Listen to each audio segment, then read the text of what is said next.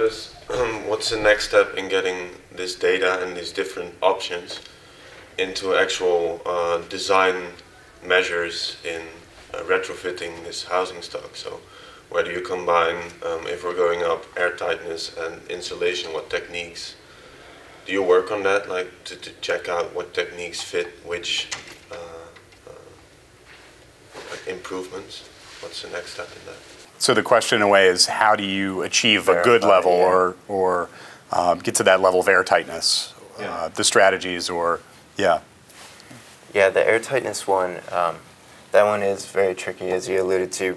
But I think like there are testing procedures that are becoming more and more commonplace, or we're kind of trying to push to become more and more commonplace, including blower door testing, which allows you to, before a renovation, assess how leaky your facade is, and then test it afterwards. You can verify that, the upgrades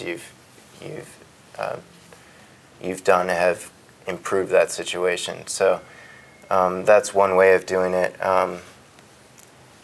Others have started to go through the process of doing the thermal imaging, which is pretty amazing to see. Some of the newer, maybe almost passive house standard buildings that were built in Brooklyn. You've seen an image that shows it in contrast to the adjacent buildings, and how minimal heat loss is going through there. And then utility bills before and after.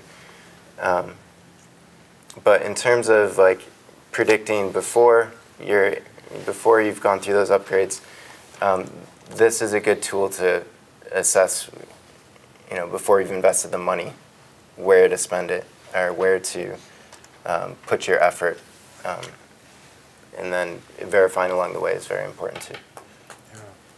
In the cost, certainly too, is one thing that the tool doesn't include.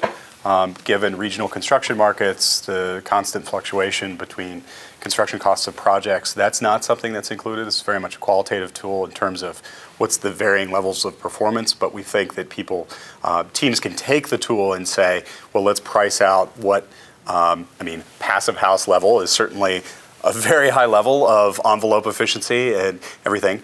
We could price that out. We could have something that's, say, good in this system, or our current very poor. We know already what we're spending on that in terms of utility bills, what the sunk cost is there already.